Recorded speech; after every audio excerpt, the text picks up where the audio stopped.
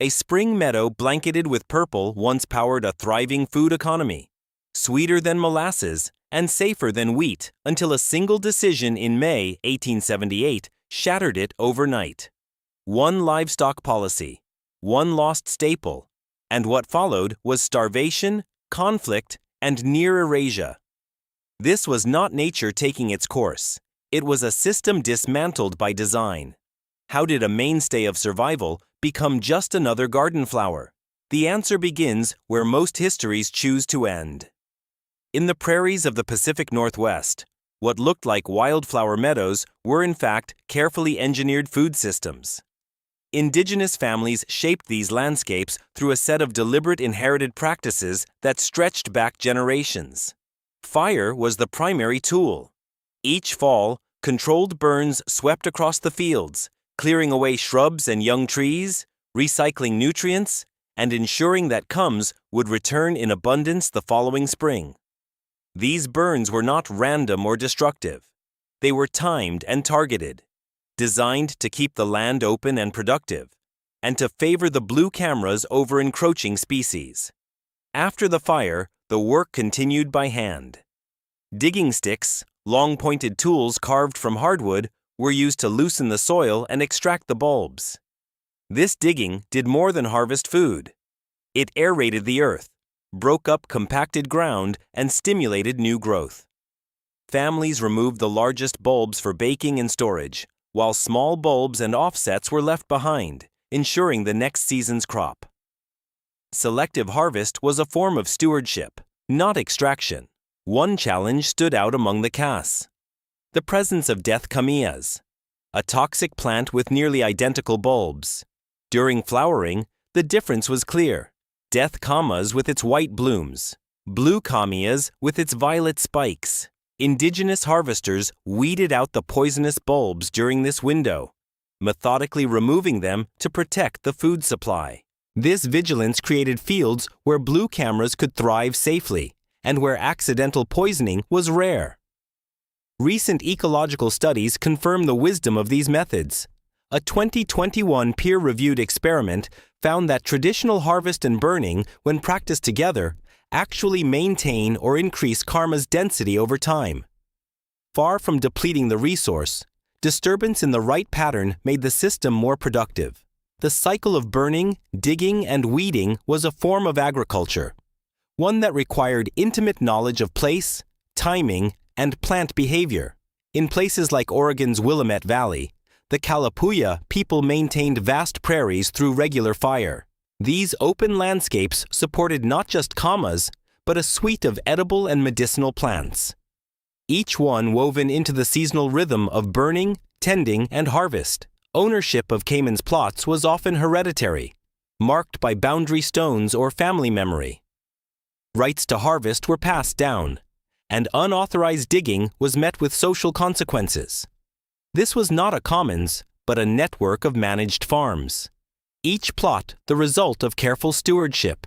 When explorers and settlers first arrived, they entered a landscape shaped by centuries of intentional management. The purple fields were not wild. They were the visible result of a hidden civilization's agriculture. This system produced dependable calories, supported trade networks, and anchored communities to land. Its sustainability was not an accident, but the outcome of knowledge, labor, and tradition. An engineered meadow designed to last.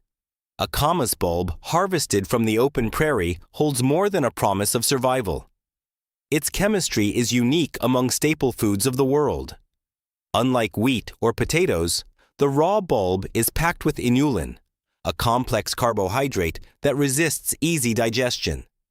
But tradition never called for eating karmas raw. Instead, families built earth ovens lined with hot stones, layered bulbs with leaves and soil, and then set a slow fire.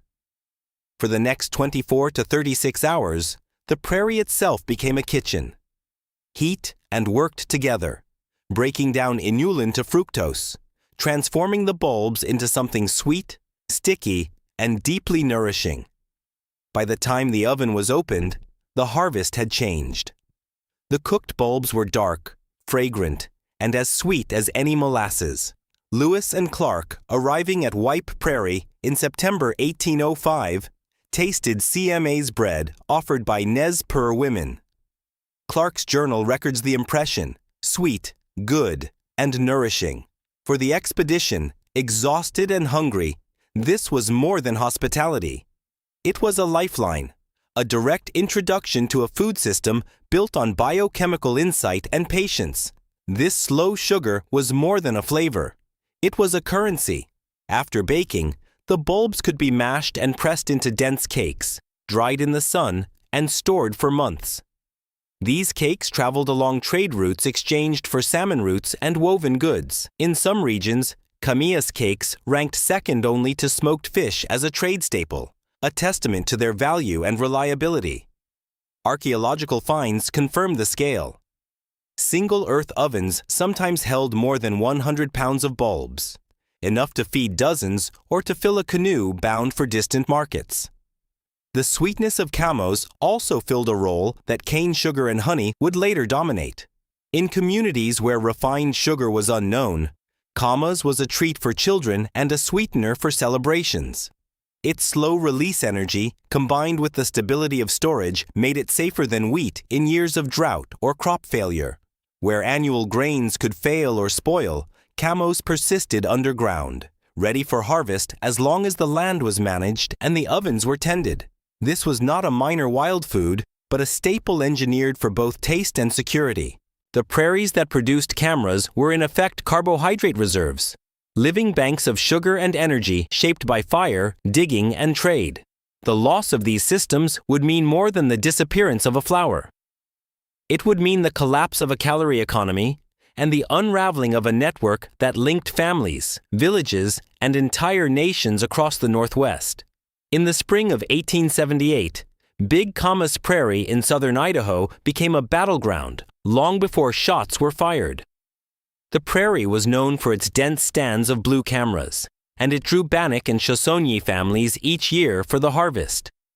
That season, when the band arrived to dig, they found the fields already torn apart. Settlers' hogs left to roam free had rooted through the meadows and devoured bulbs before they could be gathered. The immediate food supply for hundreds was gone. The Idaho State Historical Society called this act the immediate spark for what would become the Bannock War. Tensions had been rising for weeks. Bannock leaders had protested the loss of their staple, warning that livestock on Camillas grounds would mean hunger. But warnings went unheeded. Settler priorities favored cattle and hogs, and the logic of open range outweighed treaty rights and traditional harvest. The Silvey brothers, Will and Tom, were among the ranchers running livestock across the prairie. Their cattle camp became a flashpoint.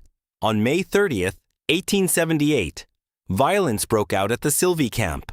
Bannock warriors confronted the herders. Lou Kendler and George Nasby, both working at the camp, were shot. Will Silvey survived. Tom Silvey was away delivering beef to a nearby mining town. The attack was not random. It followed weeks of direct confrontation over the destruction of cases. Bannock testimony from the period, though, filtered through settler and military reports, points to a sense of desperation. The act was a deliberate attempt to defend the last reliable food source. Retaliation followed quickly. Settlers and local militia struck back, and the conflict escalated from a food dispute to open warfare. By early June, United States Army units under Brigadier General Oliver O. Howard were moving into the region. Buffalo Horn, a former Army scout now leading his people in resistance, gathered roughly 200 warriors. The campaign stretched across southern Idaho and into northeastern Oregon with skirmishes, raids, and running battles that lasted through the summer. The human cost mounted. Buffalo Horn was killed in battle on June 8, 1878. Bananook and allied Paut-Pute groups retreated westward, pursued by Howard's troops. The campaign ended in September, when the last Bannock fighters were captured in Yellowstone Park. The United States government spent $500,000 on the campaign. That sum underscored the scale of the crisis. For the Bannock, the cost could not be measured in dollars. The destruction of the Camillas harvest meant more than hunger. It meant the collapse of a food system, the loss of autonomy, and the transformation of a landscape from a place of gathering to a geography of conflict. Big Cass Prairie, once the ground of abundance, had become a flashpoint. The decision to turn hogs loose on Camas fields was not simply an agricultural mistake. It was a structural erasure, a single act that severed a people from their source of survival and set off a chain of events that would echo for generations. Across the Pacific Northwest, the fate of Camas prairies was decided not by a single event, but by a slow, systematic process. After the wars and the forced removals, fire was no longer welcome on the land. In the Willamette Valley, where blue cameras once turned the ground violet each spring, state and federal policies banned traditional burning in the 1830s and the 1840s. Without fire, shrubs and young trees crept in, shading out the bulbs that depended on open ground. Within a few generations, the engineered meadows that had anchored entire food economies began to vanish.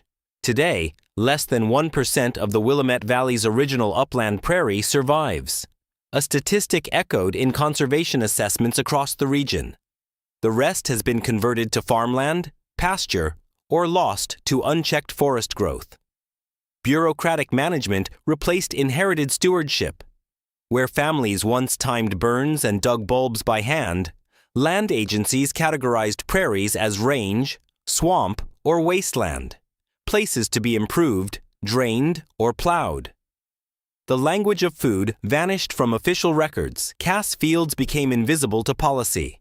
Their value measured only by what they could yield for livestock or crops. In the new order, any plant that interfered with these priorities was reclassified as a weed.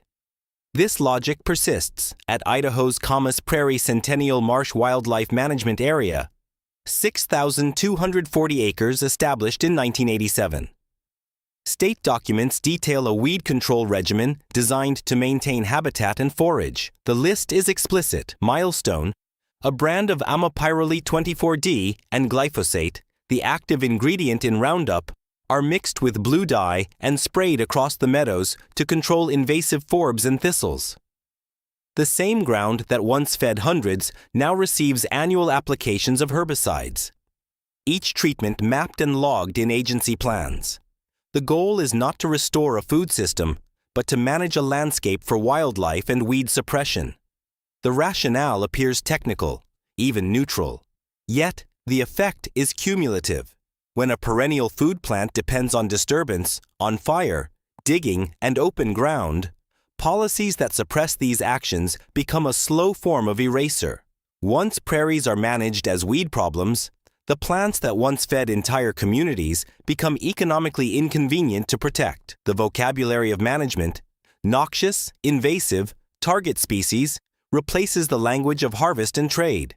What was once a carbohydrate reserve is now a zone for chemical intervention. Its history buried beneath a cycle of spraying and mowing. There is no single villain in this story. Instead, there is a system, a set of policies, priorities, and technical fixes that over decades transformed a living food landscape into a category on a weed control spreadsheet. The result is visible across the Northwest. Vast prairies reduced to fragments. Blue cameras surviving only in ditches, roadsides, and occasionally in the margins of a wildlife management plan. The knowledge that once kept these systems alive is now rare, and the calorie economy they sustained is all but invisible to the agencies that manage what remains. At the edge of the Sawtooth foothills in Idaho, a new chapter for Cass began in 1987.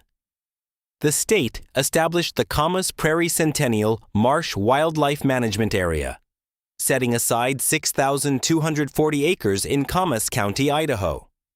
This ground, once the scene of food collapse and conflict, became a focus for organized restoration. The late May bloom now draws attention for its beauty. But beneath the flowers, a coalition works to revive the food system that once thrived here. The Shoshone-Bannock tribes lead the effort, drawing on their deep connection to the prairies. Their leadership is not symbolic. It shapes priorities, methods, and the pace of change. The Idaho Department of Fish and Game manages the site. balancing wildlife goals with the demands of restoration. The Rodil Institute brings expertise in soil health and organic systems, while Idaho State University and the Bureau of Land Management contribute research and logistical support. Each partner brings a different set of tools, but the central aim is shared to return cameras to a place of abundance and security. Restoration here is more than planting bulbs. It means negotiating the use of fire, testing the effects of controlled burns, and fencing off patches to protect them from grazing at key times. It means monitoring the soil, mapping the spread of cameras, and tracking the return of other native species. Each step is informed by both traditional knowledge and scientific study. This is a living experiment, one that looks to the past for guidance, but is shaped by present-day partnership. It is not a simple return to what was lost. It is a deliberate, organized comeback grounded in collaboration and respect for the land's history. In a laboratory on the Olympic Peninsula, trays of roasted Cayman's bulbs are loaded into a freeze dryer.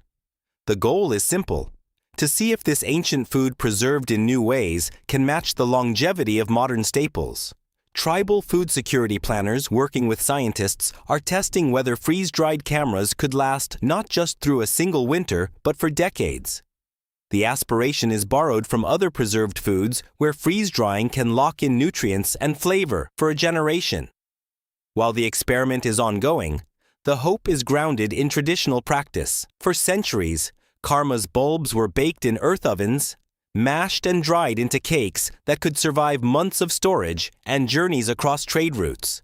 Now, with the help of contemporary technology, the same logic is being applied to ensure that Kums can serve as a reliable reserve in uncertain times. Recent archaeological work at Oregon State University reinforces the practicality of these efforts. Excavations of ancient earth ovens scattered across the Will Valley reveal a pattern of long-duration cooking and careful storage that matches what food chemistry now confirms. The inulin in raw cause is converted into fructose only through slow, sustained heat, producing a sweet, digestible bulb that can be dried and kept for months without spoilage. Laboratory analysis supports what generations of indigenous cooks already knew. The process is essential, not optional. It is this combination ancestral knowledge validated by modern science that gives new relevance to Kamas as a food security crop. In the push for sustainable, resilient carbohydrates, a plant once sidelined as a wildflower is returning to the center of the conversation, not as a novelty, but as a proven solution for the future. Today, blue camas blooms in restored meadows and catalog gardens. Its legacy is shaped by policy as much as biology. As food insecurity rises and prairie habitat falls below 1% of its historic range, the lesson holds. Calories can be legislated away as easily as weeds. What we choose to manage or erase still decides who eats. Share your thoughts below.